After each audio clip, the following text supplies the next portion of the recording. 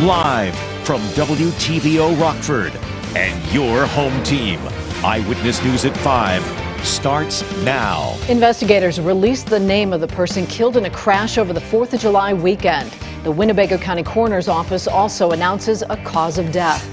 Illinois' governor calls for stricter gun rules after Monday's 4th of July parade mass shooting. He responds to gun rights supporters who say tougher laws don't work. And Winnebago County Tip Court celebrates its 32nd graduation ceremony. Participants get treatment and services to lead to stable lives.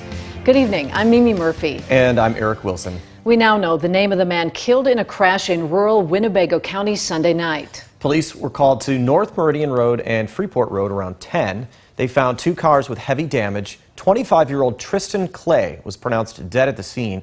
The coroner says Clay died from blunt trauma caused by the crash. A passenger in Clay's car was taken to the hospital. No word on that person's condition. Freeport Police cracked down on crime, seizing dozens of guns since the first of the year. Police say taking these weapons off the street makes the community safer. From January until the end of June, officers confiscated just more than 50 firearms during criminal investigations. Freeport Police warn if you or someone you know chooses to illegally carry or use firearms, you will be arrested. To help officers get guns out of criminals' hands, you can call in tips directly to Freeport Police or anonymously to State Line Area Crime Stoppers. The Rockford man accused of taking off after a crash is now in custody. Elijah Ford was arrested today. The 24-year-old faces a long list of charges, including unlawful possession of a weapon by a felon and fleeing. Back on May 23rd, Rockford police responded to a crash near Guilford and Mulford roads. Witnesses say they saw a car drive into oncoming traffic and then hit a fence. Police found Ford passed out behind the wheel. But when they got his passenger out, they say Ford woke up and drove off, hitting his passenger with the car and narrowly missing an officer. That passenger had minor injuries.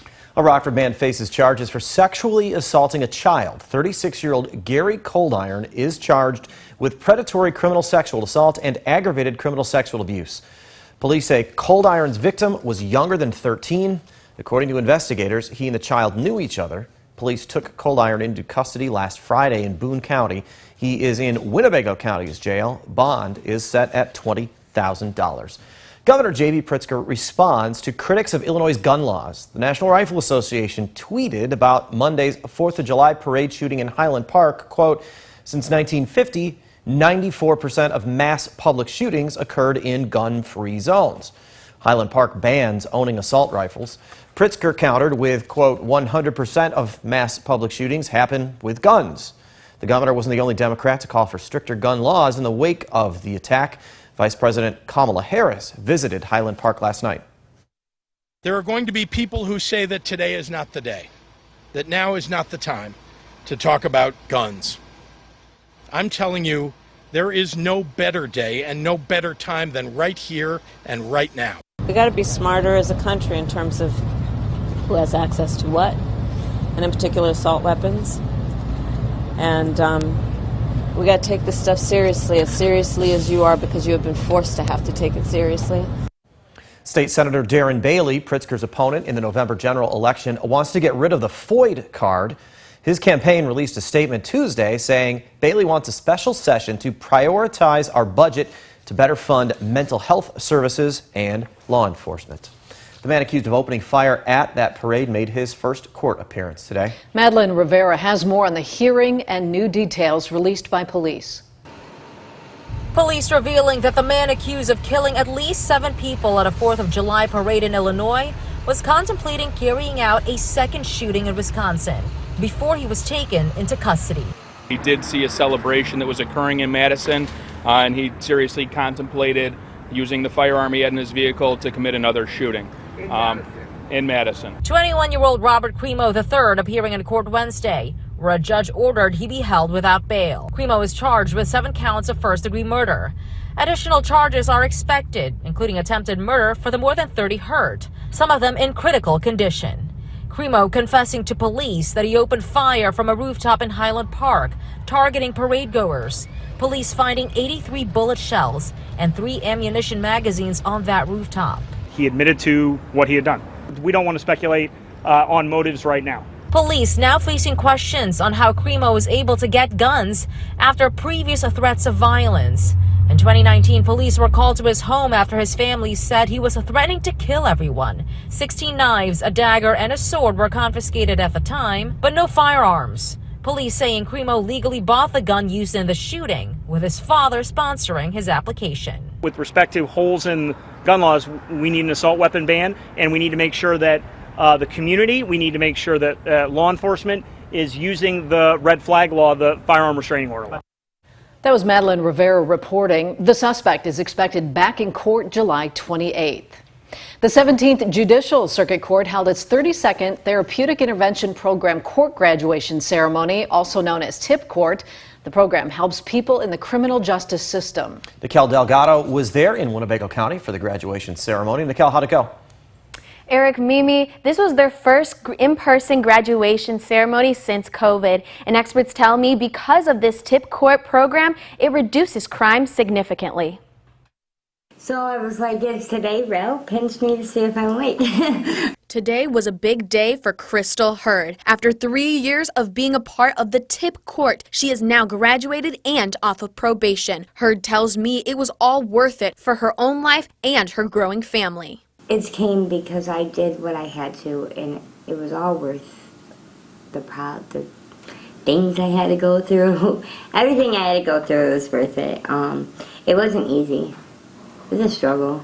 The TIP Court program was designed to help those who were going into the justice system who might have behavioral health issues such as mental illness and or addiction. This program recognizes and provides intensive case management, intensive treatment services, and intensive court supervision. Looking at people holistically and looking at what their needs might be, their strengths, their resilience, and what you can work with to make them, like as I say, heal, have hope, and recover. The Winnebago County TIP Court program is one of the leading programs in the country. Judge Janet Holgram has been a part of the TIP Court for 15 years. She says seeing where these people were and what they have accomplished through this program is rewarding. People can get better, and people can get themselves to a point where they're no longer in the criminal justice system and are actually contributing members in our community. Crystal says she's excited to have a fresh start, and this is only the beginning. If anybody out there is struggling, there is help and that they can get it. And if I can, anybody can. There is currently 65 active people going through the TIP Court, changing their lives around. If someone or you know can get involved, go on to mystateline.com for more information. Eric, Mimi? A Rockford nonprofit that provides a safe haven for kids gets a pair of pretty big donations. Rock House Kids received a total of $37,000 to help feed local kids. More than 250 kids visit Rock House Kids for free hot meals, mentoring, and take-home food bags. They say the money comes at a crucial time.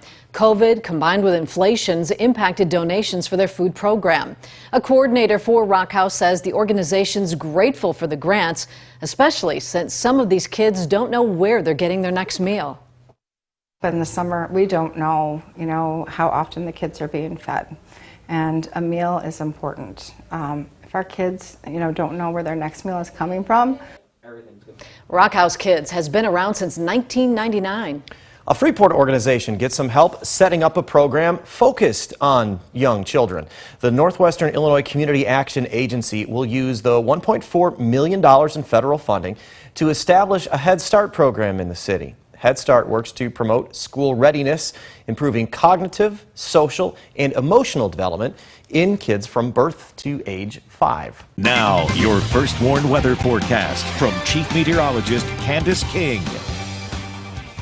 Well, good evening. Welcome back. I am happy to be with you once again. We've taken our weather outside. The weather has cooperated. I've made some new friends here this afternoon in South Beloit. Joining me now for our second week of Weather in Your Backyard, I have Ryan Benton. We've kind of crashed and taken over your home, so thank you so much for letting us come out here.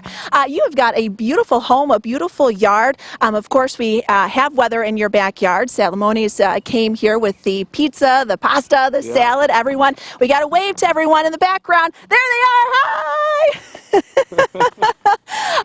Tell us a little bit about, I mean, you've got a pool, a play set, and you said the garden was kind of your favorite spot. So tell us a little bit about the backyard. Yeah, so we as you can see, the pool in the background. We spend a lot of time here with family, friends, get-togethers.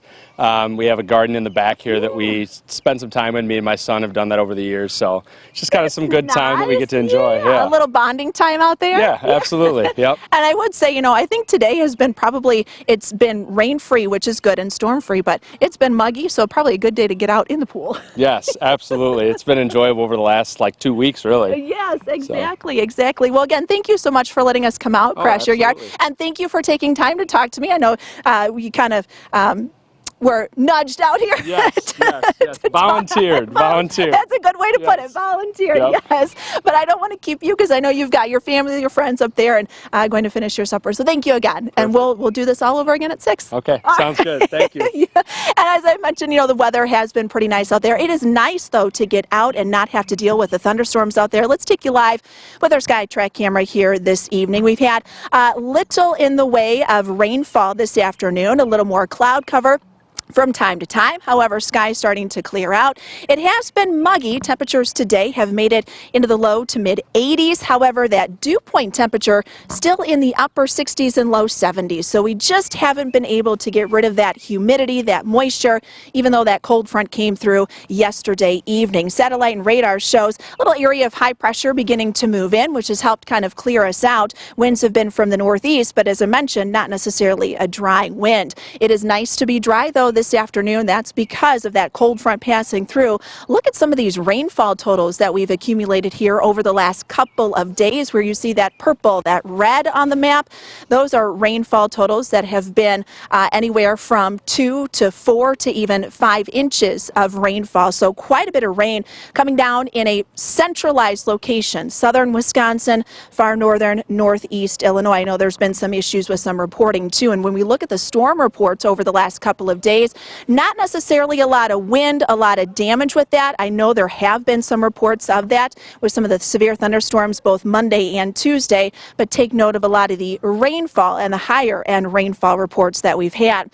In fact, it was some much needed rain. In some spots, however, it's been almost too much. But when you look at this stat, meteorologist Joey Marino put this together this morning. We accumulated over 2 inches of rainfall just in the last 2 days here in Rockford. That was more than what we had the entire month of June. So quite a bit of rain coming down in a short amount of time. Now we do bring back that rain chance going into tomorrow.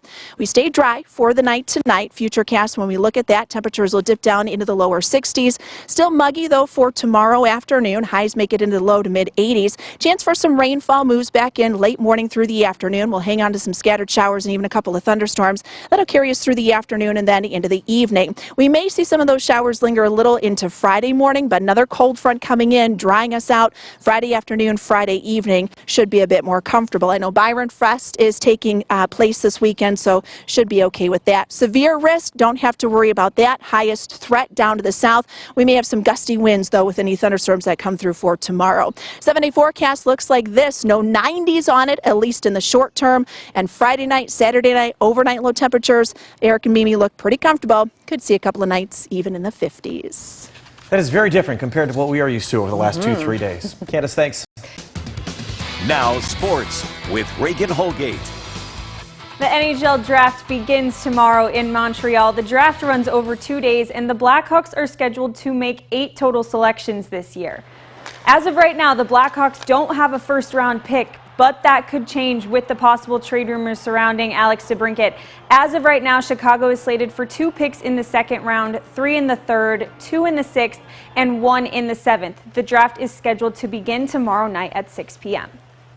The Blackhawks also announced their schedule today for the upcoming season, and they're starting it out with a bang on October 12th as they travel to Denver to take on the defending Stanley Cup champions. They will host the Red Wings on October 21st for their home opener. The Cubs tied the series yesterday with the Brewers, even with the early exit from Kyle Hendricks. He's been on the 15-day IL list with a right shoulder strain. The Cubs would look to Adrian Sampson to get things started on the mound in Milwaukee today. But things were scoreless through nearly 5 innings before this blast from Keston Hira. Left field all the way back there. Brewers take the lead, 1-0. Cubs stayed quiet, though, until the 8th with Rafael Ortega at bat. Here's this line drive to right, and that base hit brings Morel in to score. Cubs tie it up at 1 going into the 9th. Then this one from P.J. Higgins all the way to right field. Wisdom coming around third. He will score, and the Cubs move on top. Higgins seals the deal, and the Cubs take the series with a win 2-1.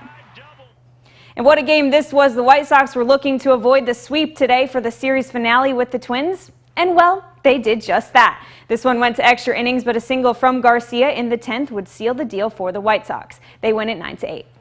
Baker Mayfield's saga in Cleveland has come to an end. The Browns agreed to trade the quarterback to the Carolina Panthers in exchange for a 2024 draft pick. Depending on Mayfield's playing time for the Panthers, it could be a 4th or 5th round pick. The Panthers already have Sam Darnold, who competed against Mayfield in 2018 for the #1 overall pick in the draft. 4 years later, and they'll be competing for the Panthers' starting spot. For the first time in a while, we have a relatively clear radar in our immediate area, but Candace says that could change tomorrow. Thanks, Candace. Have a good evening. I'm not Candace. Stay safe.